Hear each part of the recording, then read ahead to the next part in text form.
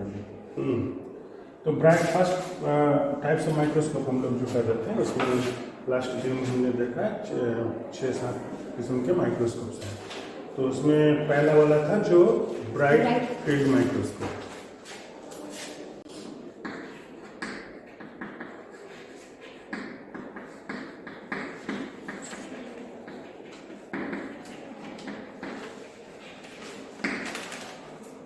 इसके बारे में भी कल हम लोग बात ऑलरेडी कर चुके हैं। ब्राइट फील्ड माइक्रोस्कोप तुम यूज़ करते हो लैब में, और इसका लाइट पाथ कल जो ड्रॉ किए थे लाइट पाथ उसको हम दोबारा ड्रॉ करते हैं। ठीक है, उसको तुम लोग फिर से ड्रॉ करना। कल तुम लोग ड्रॉ नहीं किए थे, ड्रॉ करना। तो इसको ड्रॉ करने के लिए पहले एक लाइन ऐसे खींच लेते हैं। ठीक रहेगा, एक एक्सिस बना लिया, और पहले ये है ऑब्जेक्टिव लेंस। ठीक है, ऑब्जेक्टिव लेंस, और इसका फोकस, प्रिंसिपल फोकस ये है, और सेकेंडरी फोकस ये है।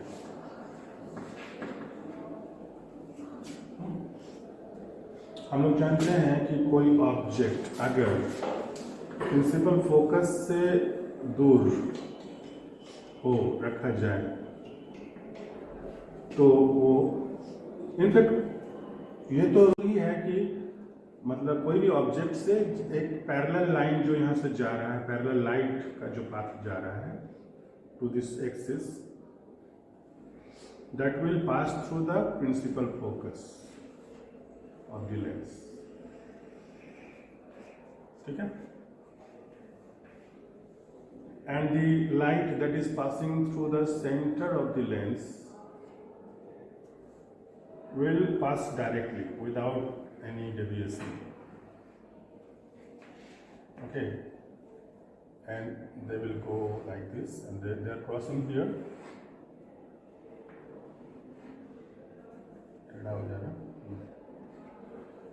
So the image will be formed somewhere here. Isn't it?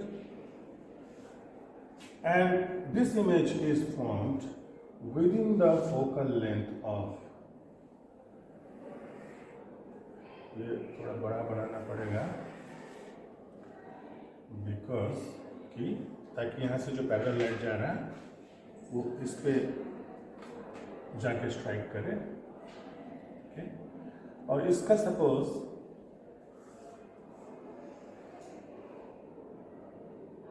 थोड़ा दूरी में नहीं रखेंगे तो प्रॉब्लम हो जाएगा। सपोज यहाँ है फोकल लेंथ, इसका प्रिंसिपल फोकल लेंथ ये वाला है एफ प्राइम सपोज। ओके, तो यहाँ से एक लाइट ऐसे जाएगा पैरेलल, और ये भी according to the rule principal focal length से पास करेगा।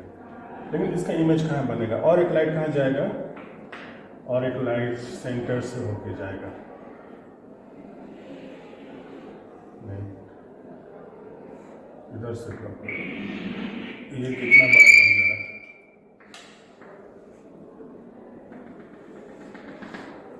ठीक है, ज़्यादा ये यहीं पर इमेज बन गया।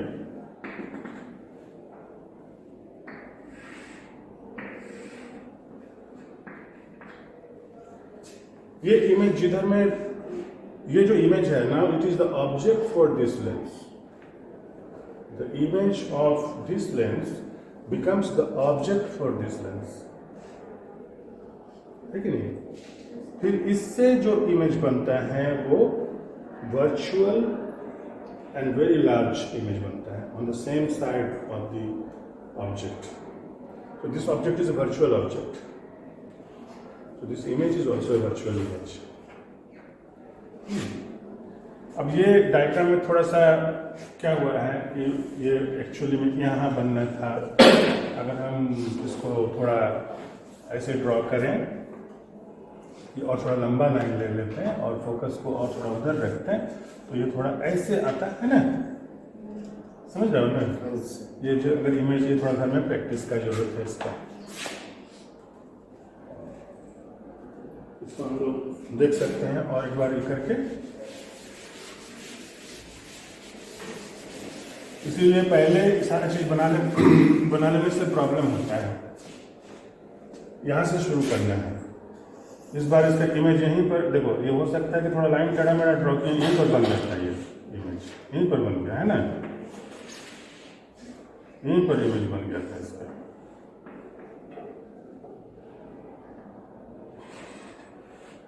ये है ना, और ये लेंस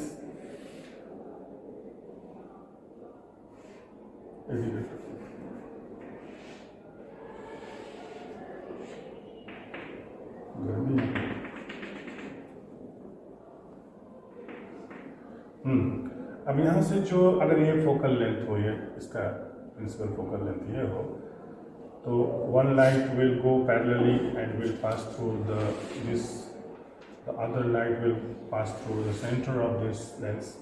So ये कहाँ फॉर्म करेगा,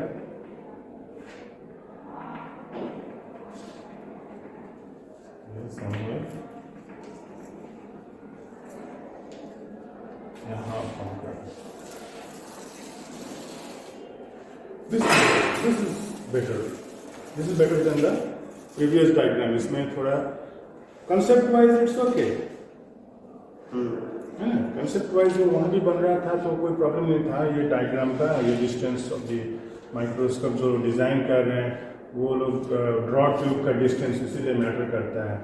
draw tube of the microscope, draw tube क्या है, वो जो हम लोग जो ऑब्जेक्टिव का जो वो टरेट रहता है, घुमाते हैं 10x से 400x रोटेट करते हैं, और उसके बाद जो आई पीस का जो डिस्टेंस है वो माइक्रोस्कोप टू माइक्रोस्कोप वेरी कर सकता है।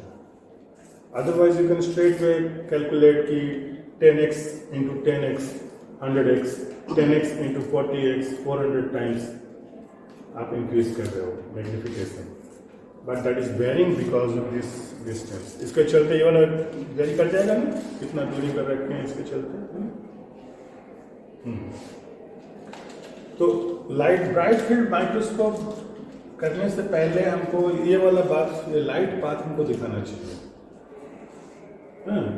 वहाँ पर वो उस तरह का ड्राइंग ना करके कि ये क्या क्या पार्ट्स है उसका, स्टेज, फिर ये तुम्हारा नीचे में जो नीचे में ये स्टैंड हो गया, यहाँ पर एक मिरर लगा हुआ है, ठीक है, एक कंडेंसर है, लाइट यहाँ से पास कर रहा है, ओके, ये हैंडल हो गया है ना, ये ड्रॉ ट्यूब सपोज, यहाँ पर वो टैरेट है जो जिसके साथ लेंस लगा हुआ है, ऑब्जेक्टिव, देन ड्रॉ ट्यूब, ठीक है, यहाँ पर ऑब्जेक्टिव आई पीस लेंस लगा हुआ है, यही तो लाइक दिस। ये पिक्चर जो ड्रॉ कर रहे हैं इसी में ये वाला लेंस हो गया, ये ऑब्जेक्टिव लेंस, और ये आई पीस लेंस, ये वाला लेंस हो गया आई पीस लेंस। लाइट यहाँ से पास करके ऐसे रिफ्लेक्ट होकर ऐसे जा रहा है, ये इसको हम लोग रोटेट करते हैं जैसे लाइट इधर से पास कर सके। किसी किसी में इनबिल्ट लाइट रहता है, हाँ, अच्छा वाला माइक्रोस्कोप में इनबिल्ट यहाँ पर एक लाइट का सोर्स रहता है। कभी कभी हम लोग यहाँ पर आर्टिफिशियल लाइट जला लेते हैं if there is not natural light available. तो ब्राइट फील्ड माइक्रोस्कोप में why this the name is bright field, because the background is brighter and the object is darker, different levels of darkness depending on the thickness of the object is there. By this process, if you do not stain the object will not be clearly visible because इसमें contrast, face का contrast ज़्यादा नहीं मिलता, ठीक है। Thickness अगर ज़्यादा हेर फेर हो, कोई बहुत ज़्यादा ऑब्जेक्ट में कोई पोर्शन बहुत थिक है, कोई पोर्शन बहुत थिन है, then you can get contrast without staining. लेकिन ज़्यादातर केस में हम लोग स्टेन करते हैं। इसको हम लोग इस टाइप का जो स्टेन करके जो हम लोग देखते हैं उसको हम लोग बोलते हैं एम्पलीट्यूड ऑब्जेक्ट। एम्पलीट्यूड ऑब्जेक्ट, उसमें सपोज ये लाइट जो जा रहा है, लाइट का एक वेवलेंथ है, this is the amplitude of light, है ना।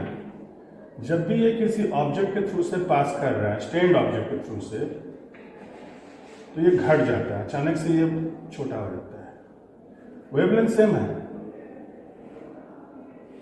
वेवलेंथ का डिस्टेंस यहाँ से यहाँ तक, यहाँ से यहाँ तक ये सेम है, मगर the amplitude becomes less. But the other light that is passing outside, direct light, that has the same amplitude. So you are seeing a darker object because the amplitude is less, so the object will become darker. Darker object in a highly illuminated, brighter background. That is what is called this bright field microscope. इसी का just opposite है dark field microscope.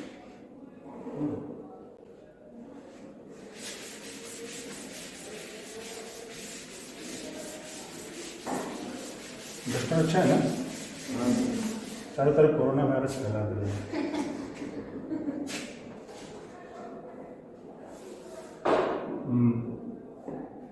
हाँ, dark field.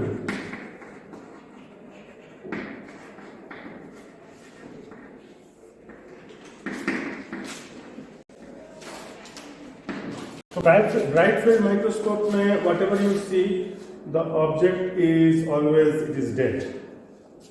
You do not see a live cell because you have to stain that cell. For staining, before staining you have to fix the cell. तो उसके लिए heat करना या फिर कोई fixative कोई chemical use करना पड़ता है.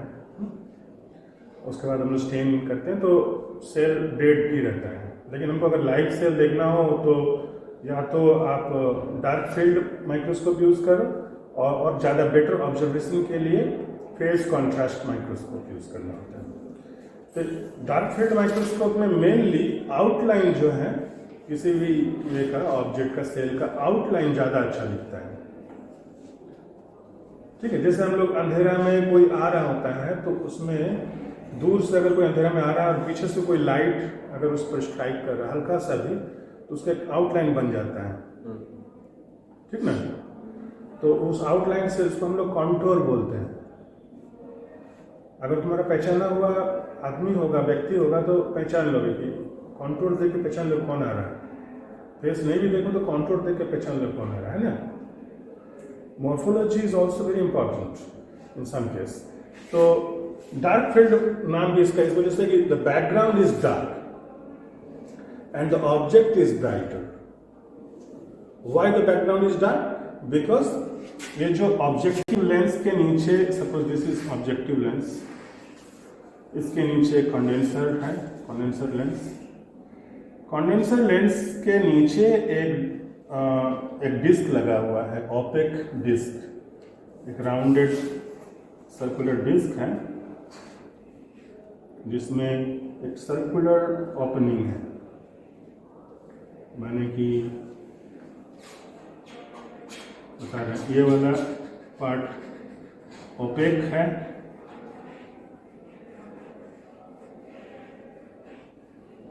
ये पार्ट भी ओपेक है. Only this part is, this circular ring like structure is transparent. तो जो भी लाइट जा रहा है ये ब्लॉक हो जाएगा, सब लाइट ब्लॉक हो जाएगा. ये लाइट जाएगा है ना, ये लाइट पास करेगा, ये लाइट पास करेगा. और सपोज यहाँ पर ये तुम्हारा ऑब्जेक्ट है, ठीक है, इसको हम लोग थोड़ा दूर में बनाते हैं.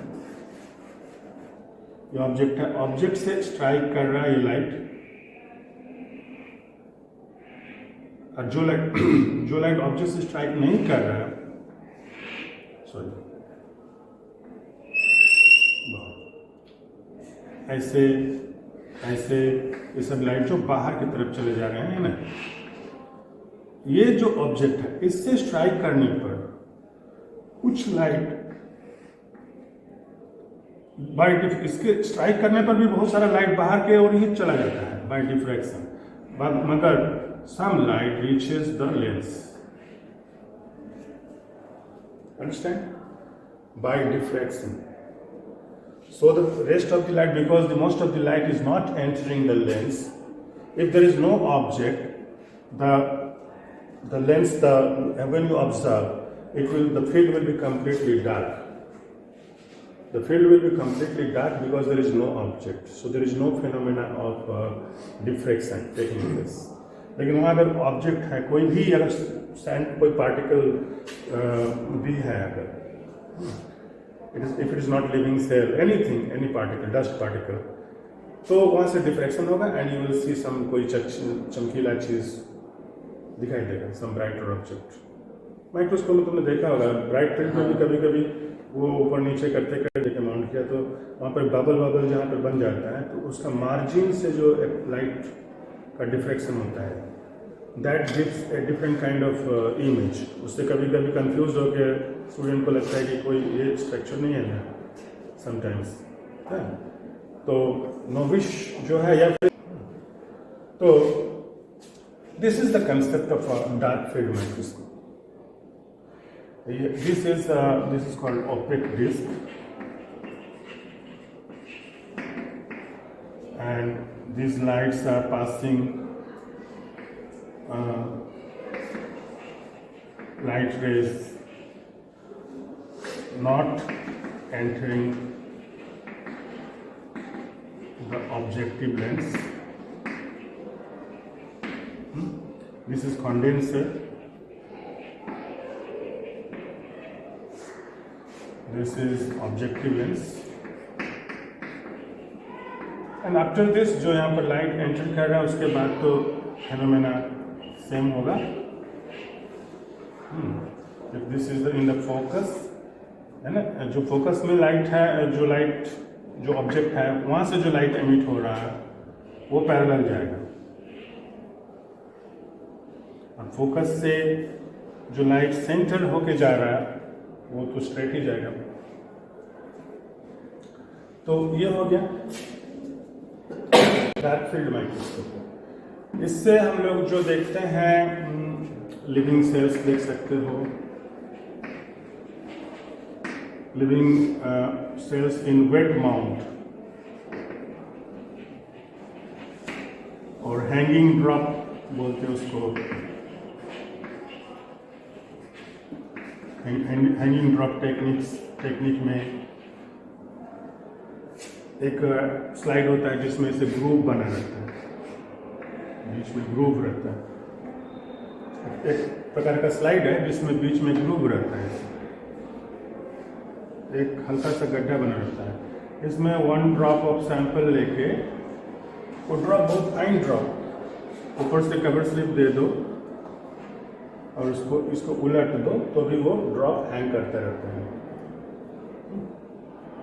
या फिर कवर स्लिप पर थोड़ा सा 1 ड्रॉप ऑफ सैंपल लेके इसके ऊपर उलट दो तो that remains hang over there. Then you observe कि उस ड्रॉप ऑफ वाटर में या सैंपल में क्या क्या माइक्रो ऑर्गेनिज्म है, लाइव देखना। तो ये एक्चुअली में ये आउटलाइन को ठीक से बताता है। किसी भी ऑर्गेनिज्म का आउटलाइन, सपोज अमीबा है तो यू विल ऑब्जर्व अमीबा, अंदर का जो स्ट्रक्चर है that will not be clearly visible, but of course वहाँ से भी कुछ लाइट का कंट्रास्ट, बिकॉज ये जगह ज़्यादा थिकर है then this area. Okay, there are several, ये फूड वैक्यूल्स है, ये न्यूक्लियस है, other places are cytosol, so light will be passing through this and diffraction level will be different, so that will also generate a little bit of outline of that also, but mostly you will see the outline portion is, ठीक है। अगर वो paramecium है तो थोड़ा थोड़ा flagella से भी जो लाइट डिफ्रैक्टेड हो रहा है that might be visible, okay। so mostly outline of this cell समझने के लिए इसका इस्तेमाल डार्क फील्ड माइक्रोस्कोप यूज होता है। और इसके बाद जो लिविंग सेल्स देखने के लिए मोस्टली यूज होता है वो डार्क फील्ड से भी ज़्यादा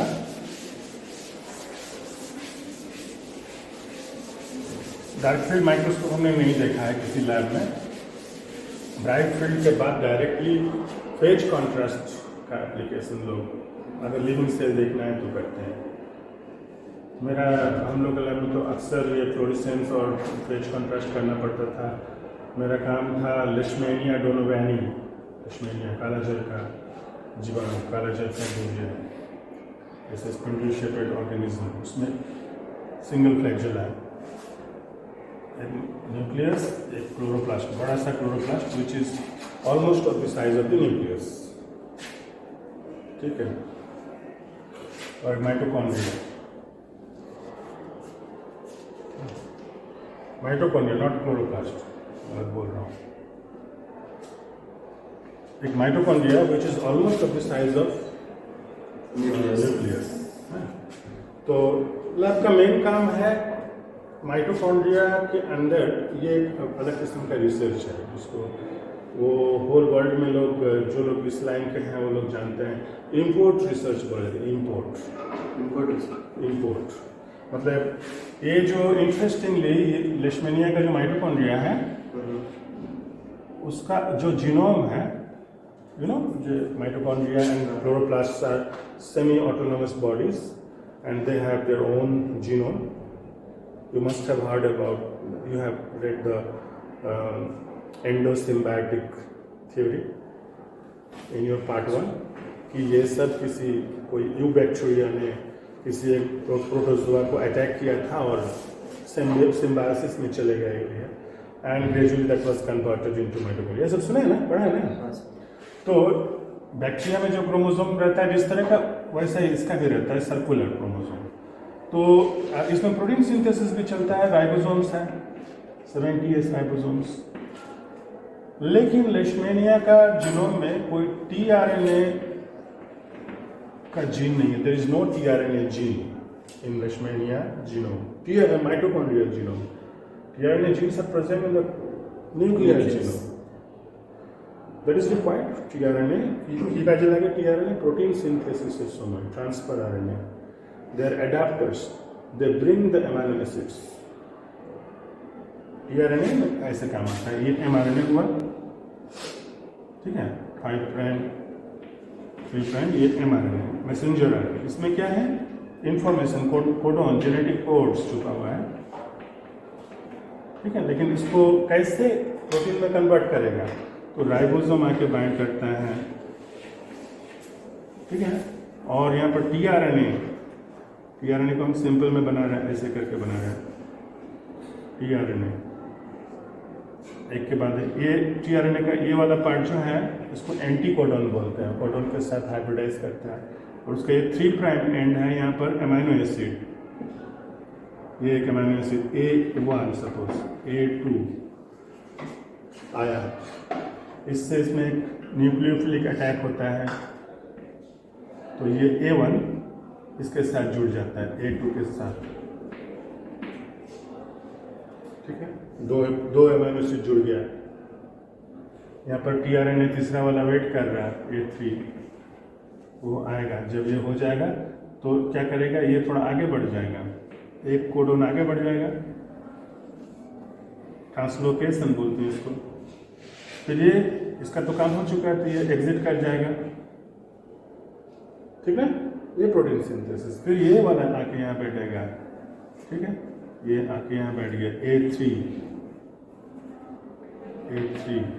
अब यहाँ से फिर न्यूक्लियोफिलिक अटैक ऐसे, अब पूरा A2 और A3 के साथ जुड़ जाएगा, ठीक है।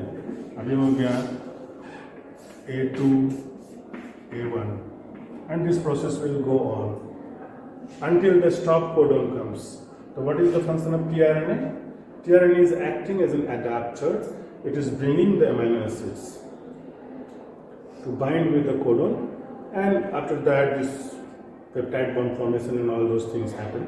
That is because of different enzymes present in the ribosome. तो tRNA का फंक्शन है उसको ले आना। तो इसका कोई tRNA जीन नहीं है, हम इसके बारे में ज़्यादा नहीं जाएंगे।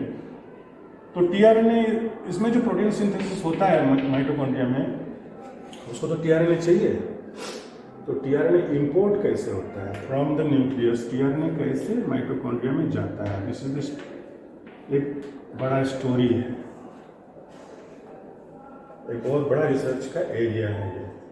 ह्यूमन टीआरएनए में भी सारे, ह्यूमन माइटोकॉन्ड्रिया में भी सारे टीआरएनएज, इसमें कुछ कुछ जीन है, कुछ कुछ नहीं है। जैसे इसमें कोई भी नहीं है, इसमें none of the tRNA, you know, there are 20 amino acids.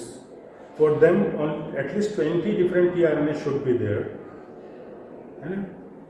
लेकिन क्योंकि टीआरएनए कैसे बाइंड करता है, जेनेटिक कोड के जरिए एंटी कोडोन से हाइब्रिडाइज करते हैं. We know that there are 64 types of codons. 61 are for amino acids and 3 are stop codons. और देयर इज कोडोन डीजेनरेसी. इस वजह से कोडोन डीजेनरेसी है. तो डीजेनरेट कोडोन के साथ बाइंड करने के लिए सिर्फ 20 टीआरएनए होने से नहीं चलेगा, 20 से ज़्यादा है. तो approximately 40 TRNAs are there, 40 types of TRNAs that bring 20 types of amino acids to bind with the codons and then to do this process.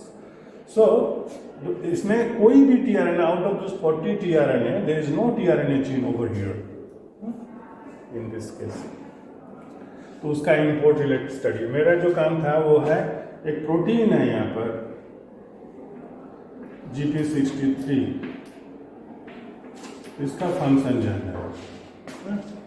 तो हमने इसका वो बार बार लगता था जो कि तुम्हारा फेस कॉन्ट्रास्ट माइक्रोस्कोपी टू सी. मैंने इसका फंक्शन जानने के लिए तुमको करना क्या पड़ेगा, जीन नॉकआउट.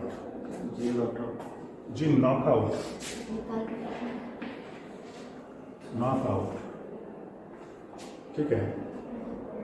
और अभी का सिस्टम के हिसाब से RNAi, उस वक्त भी RNAi आ गया था और हम RNAi शुरू में जीन नॉकआउट किए, फिर वो फेल किया तो फिर RNAi में गए. बिकॉज GP63 का जो जीन है वो मल्टी कॉपी जीन है, तो सबको एक साथ नॉकआउट करना पॉसिबल नहीं था. सर नॉकआउट में एक्चुअली यहाँ पर हो क्या है? नॉकआउट में होता है कि सपोज ये जीन है किसी कोष सेल का, जीन X, जीन GP63, इसको हटाना है, इसके जगह और दूसरा कोई जीन रिप्लेस कर देंगे. हाँ, हम एक ऐसा कैसेट बोलते हैं उसको, हम लोग उसको डाल देंगे, जैसे कि neomycin resistant, antibiotic resistant gene, उसको हम सेल के अंदर डालेंगे, वो यहाँ क्रॉसिंग ओवर करके खुद घुस जाएगा और इसको बाहर कर देगा. ठीक है. तो नियोमाइसिन में जो सेल ग्रो कर रहा है उसमें ये घटना घटा है.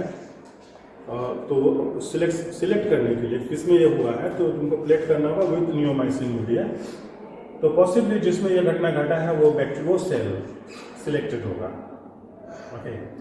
तो इसको बोलते हैं नॉकआउट. इसका क्योंकि लेशमेनिया एक डिप्लॉयड ऑर्गेनिज्म है इसलिए इसमें 2 बार करना पड़ेगा to get a null mutant zero.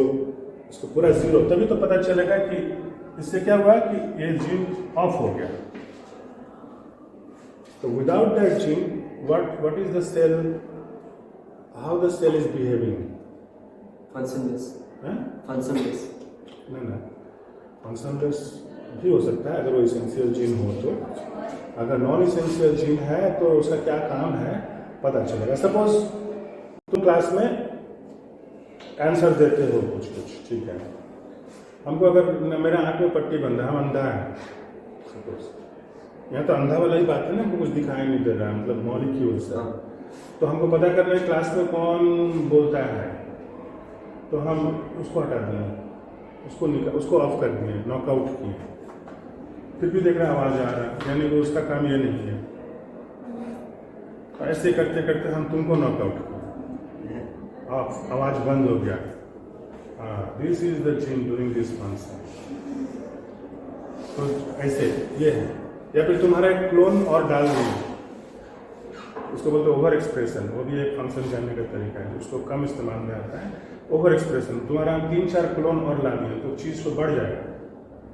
वो जो चीज़ तुम कर रहे थे वो चीज़ बढ़ जाएगा, तो भी पता चल जाएगा. उसका क्लोन डालेंगे नहीं कुछ हुआ, इसका क्लोन डालेंगे नहीं कुछ हुआ, तुम्हारा क्लोन डाले अरे घटना जो घट रहा था वो बढ़ गया.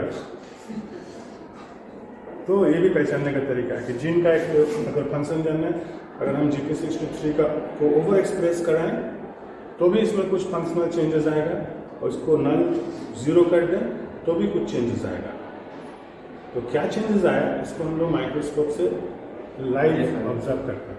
तो फेज कॉन्ट्रास्ट माइक्रोस्कोप में अब ये लेशमेनिया का इंटरेस्टिंगली ये लोग माइक्रोस्कोप के अंदर एक ऐसे रोजेट टाइप का बनाता है, ग्रुप आकर के कुछ आपस में बात करते हैं ऐसे ऐसे करके. हाँ, ये बात ही समझ लो. तो ये अगर नॉकआउट नहीं किया हुआ है या आरएनए इंटरफेरेंस नहीं है, तो करीब 10-12 लेशमैनिया का इस टाइप का रोजेट्स दिखाई देता है। लेकिन हमने जब नॉकआउट किया, आरएनए आई किया, उसके बारे में बाद में बताएंगे, तो ये संख्या घट के 3 के आसपास आ गया। इस तरह का रोजेट काफ़ी घट गया, और जितना फॉर्म हो रहा था उसमें भी नंबर्स ऑफ सेल्स काफ़ी कम, यानी कि GP63 cell to cell communication में कहीं पार्टिसिपेट कर रहा है, ये कैसे हो सकता है? सेल टू सेल कम्युनिकेशन में कुछ रोल प्ले कर रहा है। One of the function this could be this, है ना। इसका स्टोरी हम लोग बाद में, इसके बारे में अभी पूरा नहीं समझ पाओगे, जब समझ में आने लगेगा तो मेरा पेपर और सब तो है ही, वहाँ से भी तुमको मिल जाएगा। तो फेज कॉन्ट्रास्ट माइक्रोस्कोप के बारे में,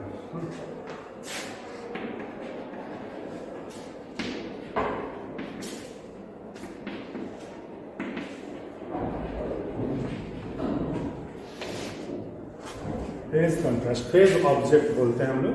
लाइट का जैसे बोला कि स्टैंड ऑब्जेक्ट में से जब लाइट पास करता है तो उसका एम्पलीट्यूड घट जाता है। और फेज बोलते हैं इसको, माने वेवलेंथ का जो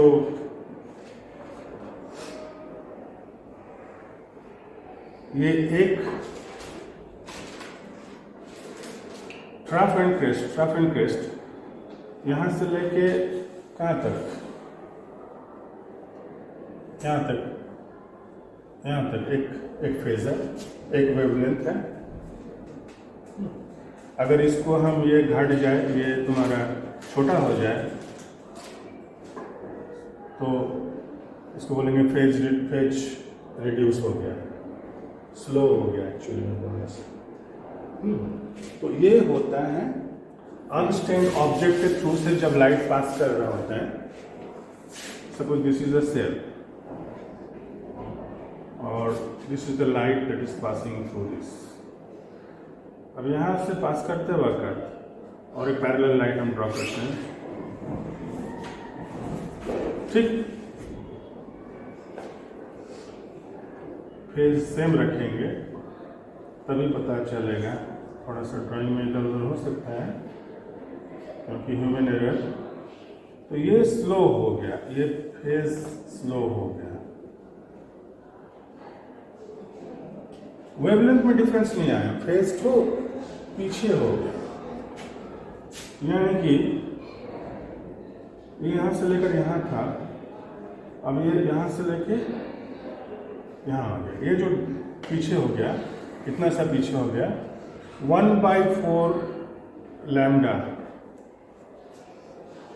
it becomes slower than the direct light that is going. Okay, इसको बोलते फेज डिफरेंस, फेज में डिफरेंस आ गया। बट आवर आई, ये होता है, but our eye can not detect, तो होता है ना परसीव करने की क्षमता, तो परसीव करने की 1/4 लैम्डा का डिफरेंस हम लोग नहीं पकड़ पाते। तो इससे जो कॉन्ट्रास्ट पैदा होता है वो ब्राइट माइक्रोस्कोप में, ब्राइट फील्ड माइक्रोस्कोप में होता है, तो वो हम लोग को उतना अच्छा विजिबल नहीं होता, कॉन्ट्रास्ट नहीं मिलता है। इसको अगर हम बढ़ा के 1/4 और ज़्यादा कर दें तो हाफ लैम्डा डिफरेंस हो जाएगा, isn't it? Half lambda difference हमारा आँख पहचान लेता है, कॉन्ट्रास्ट पकड़ में आता है।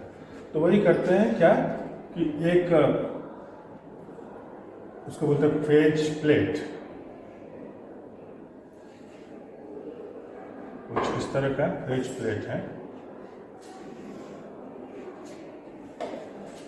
ओके, फेज प्लेट का कुछ एक यहाँ पर भी एक रिंग, ये रिंग है एक्चुअली में। यूर जैसे कि लेंस ड्रॉ कर रहे हैं, ऐसे करके कर रहे हैं, तो लेंस क्या है, लेंस भी तो गोल जैसी चीज़ है ना, साइड से देख रहे हैं, ये भी साइड व्यू है, साइड व्यू है। Actually it is a plate like thing जिसमें इस टाइप का ग्रुप्स बना हुआ है।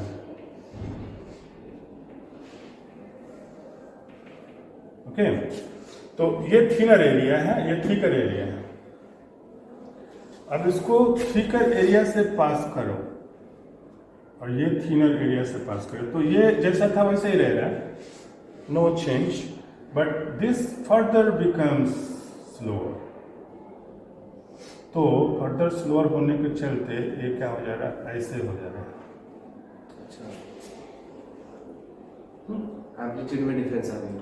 अब ये हाफ डिफरेंस हो गया, मैंने 1/4 लैम्डा और जुड़ गया उसके साथ। So total difference is half lambda difference. Lambda is this wavelength, wavelength को लैम्डा बोलते हैं। Now the difference is half lambda and you are seeing from here, तो you can distinguish।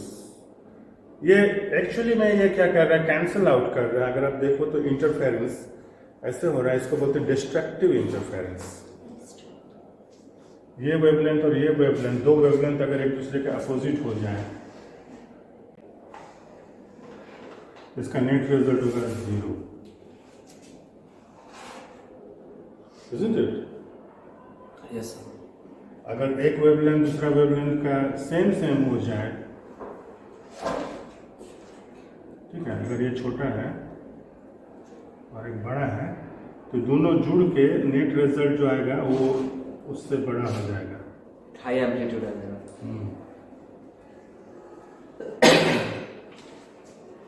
ओके, इसको बोलते हैं कंस्ट्रक्टिव इंटरफेरेंस, यह है destructive interference. Okay sir. तो डिस्ट्रक्टिव इंटरफेरेंस हमको ऑब्जेक्ट डार्क दिखेगा, कंस्ट्रक्टिव इंटरफेरेंस से हमको ऑब्जेक्ट ब्राइटर दिखेगा। ठीक है, अब ऐसा हो जाने तो दैट मीन्स हम तो 0 कर दें, what is the benefit of this, है ना, क्योंकि कुछ दिखना नहीं चाहिए। लेकिन नहीं, ये तो वेरिएबल है एक्चुअली में। ये जो लाइट्स जो पास कर रहा है, तो कोई लाइट यहाँ से पास किया, कोई लाइट यहाँ से पास किया, कोई यहाँ से पास किया, कोई, तो सेल का जो डेप्थ है या थिकनेस है, that is variable. Because of this interference is also variable. किसी में कंप्लीटली कैंसिल हो जाएगा, किसी में कम कैंसिल होगा। मैंने distraction I mean interference, destructive interference का जो ये है इफेक्ट, सपोज ये दोनों का एम्पलीट्यूड अगर सेम ना हो, इसका एम्पलीट्यूड ऐसे हो, लेकिन डिस्ट्रक्टिव हो, माने हाफ लैम्डा का फेज डिफरेंस हो, तो इन दोनों का रिजल्ट क्या आएगा, थोड़ा सा ऐसे आएगा, दिस माइनस दिस करके जो आएगा। अब दोनों का एम्पलीट्यूड सेम था, तो दिस माइनस दिस 0, लेकिन ये ज़्यादा है, ये कम है कंपैरेटिवली, लेकिन फिर भी तब दोनों का डिफरेंस क्या है, ये वाला। तो दैट्स व्हाई। और कुछ लाइट तो जो लाइट बाहर से डायरेक्ट जा रहा है वो तो ब्राइटर है। सो द ब्राइटर फील्ड में डार्कर ऑब्जेक्ट देख रहे हो of different darkness, that is also variable darkness. So this gives you a better contrast of the picture and you can see living live cells, whether the cells are moving or not। जैसे हम लोग जो लेशमैनिया का बात किए तो वो fix नहीं, सेल को लेफ्ट स्लाइड में फिक्स करने के लिए हम लोग एक किस्म का वो हम लोग लाइसिन यूज़ करते थे। जैसे स्लाइड के ऊपर में, दिस इज स्लाइड, इसमें तुम lysine amino acid, 1 drop of lysine, probably 0.4% और so, but as far as I remember, lysine का 1 ड्रॉप देकर ओवरनाइट छोड़ दिया तो वो सूख जाता वहाँ पर स्लाइड में, फ्रिज में रेफ्रिजरेटर में रख के छोड़ देते। अब वो क्या हुआ, वो एरिया पॉजिटिवली चार्ज हो गया। Lysine is a positively charge amino acid, basic amino acid, ठीक है, और सेल्स नेगेटिवली चार्ज होता है। तो होगा क्या कि सेल अगर ज़्यादा मोटाइल और भाग रहा है तो यू कैन नॉट, उसको देखने के लिए उसको तो पकड़ना पड़ेगा ना, किसी को देखना है अच्छा से तो उसको रोकना पड़ेगा। तो रोकेगा कौन, तो इसके ऊपर में हम जब सैंपल देंगे तो सेल यहाँ पर ऐसे आकर अटक जाएगा। नेगेटिवली चार्ज है तो वो पॉजिटिव चार्ज कोटेड साइड, वो नेगेटिव, तो वहाँ पर रुका रहेगा, वहीं पर हिलता रहेगा। लिविंग सेल है, उसको हम ब्लॉक रोके हैं with the help of this lysine coating. तो देखने में तुमको आसानी होगा कि सेल का कुछ मॉर्फोलॉजी में चेंज आया कि नहीं। ये जैसे GP63 नॉकआउट या RNA इंटरफेरेंस की वजह से सेल ज़्यादा मोटा हो गया, सेल में 2 टुकड़े के काइनेटोप्लास्ट, 2 टुकड़े के न्यूक्लिया, ये सब जो हम लोग को दिखा, उसको रोक के देखना पड़ता है। ये सब टेक्निक्स है। तो इसको बोलते हैं फेज कॉन्ट्रास्ट माइक्रोस्कोप। मैंने हम कंसेप्ट, इसका जो प्रिंसिपल है वो समझा है कि इसमें तुम लोग लेवल कर सकते हो। ये है direct light,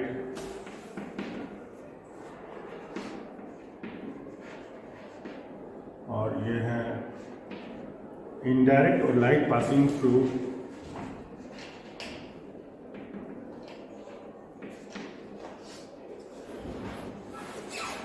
the object.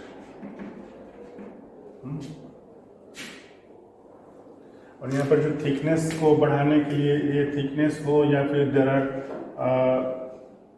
chemicals which can retard the phase of light, like this magnesium chloride, यहाँ केमिकल कोटिंग रहता है, वो यूजुअली मैग्नीशियम क्लोराइड का कोटिंग रहता है, which slows the light further so that the difference now becomes 1.5 lambda.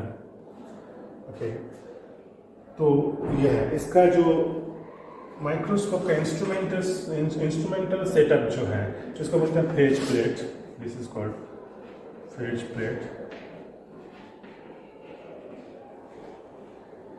ठीक है। और ये जो ऑब्जेक्ट है, ये है, इसको हम लोग बोलेंगे phase object. It is not amplitude object, it is phase object because it is not stained. इसमें हम लोग amplitude का जो difference आ रहा वो because of the destruction and construction of the interference phenomena, उसके वजह से आ रहा है। Suppose तुम लोग पानी में कोई ढेला फेंकते हो तो वहाँ पर तरंग पैदा होता है। फिर से कोई अगर ढेला उसी जगह फेंके और ठीक उसी तरह का तरंग सेम वेवलेंथ का प्रोड्यूस हो तो और एम्पलीट्यूड बढ़ जाएगा। ये जो सुनामी जो हुआ था, वैसे ही होता है कि लेयर्स जो वेव्स आ रहा है उसके साथ अगर रेजोनेंस हो जाए तो वेव का एम्पलीट्यूड बढ़ता जाएगा। समुद्र के किनारे बैठकर देखोगे तो समझ में आएगा, जो लहर आ रहा है, लहर पर लहर एक कविता है सच्चिदानंद सैंड अज्ञे का। तो बैठने से देखते कोई लहर आके काफ़ी दूर तक आके बहुत जोर से धक्का मारता है, कोई लहर धीरे धीरे आके खत्म हो जाता है, तो रेजोनेंस वहाँ बन रहा होता है कंटिन्यूसली। और ठीक उसका अपोजिट, सपोज हमें और एक ढेला फेंके और इससे जो पैदा हुआ तरंग उसका अपोजिट हो गया, वेव एक दूसरे को कैंसिल आउट कर रहा है, तो वो डिस्ट्रक्टिव इंटरफेरेंस, वो फिर वो पानी का देखना बगल में कोई ढेला फेंक दिया तो धीरे धीरे ऐसे हो जाता है, मतलब रुक जाता है जल्दी से, एक दूसरे को कैंसिल आउट करता है। तो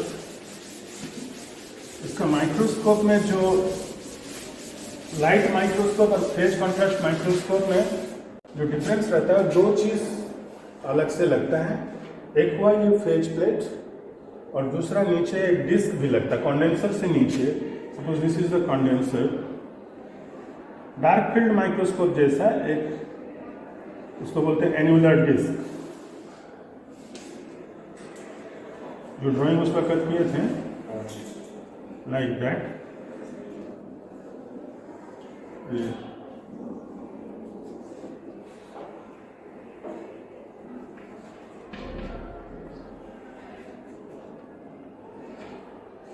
ये वाला, इसको बोलते हैं एन्युलर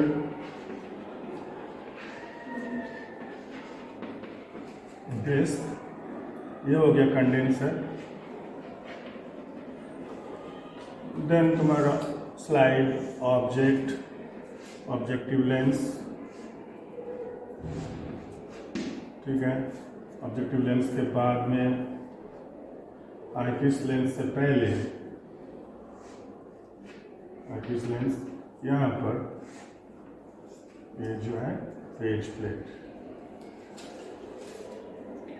दो तरह का फेज प्लेट हो सकता है, एक में ये जगह ऊंचा होता है ऐसे बीच वाला, ये वाला पोर्शन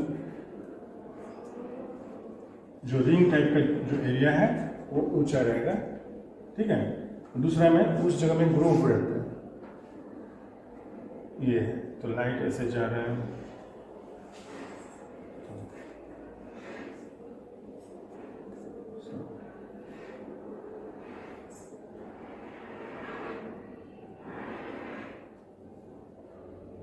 अब इसमें एक लाइट यहाँ से जा रहा, डायरेक्ट पास कर रहा, एक लाइट यहाँ से जा रहा है, ये कैमरा स्लो हो जाता है ना। यहाँ भी थोड़ा डिफरेंस हो गया था ऑलरेडी, ये ऑब्जेक्ट से हमारा ये वाला डायरेक्ट लाइट है ना, सॉरी ये डायरेक्ट लाइट है, ये स्ट्रेट जा रहा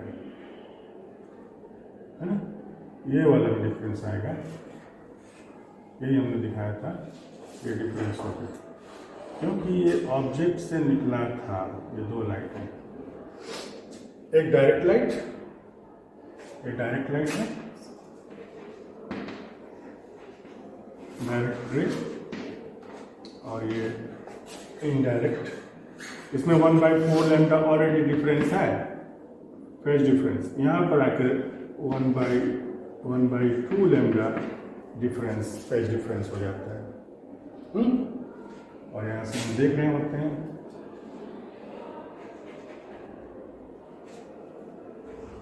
so this is the instrumental setup of a phase contrast meter. इस तरह का ड्राइंग तुम लोग को हेल्प करेगा, एग्जाम में आंसर देने में हेल्प करेगा। अपने से कुछ पढ़ के थोड़ा और एडिशन सब्ट्रैक्शन मैथमेटिक्स, ठीक है, इंटरेस्टिंग एरिया है। माइक्रोस्कोपी एक इंटरेस्टिंग सब्जेक्ट है।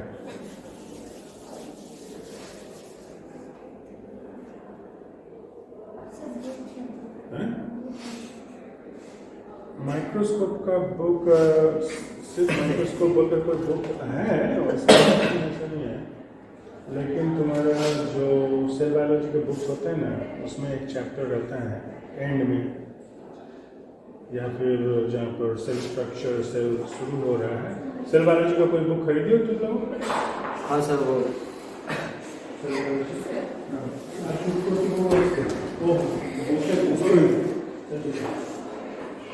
सर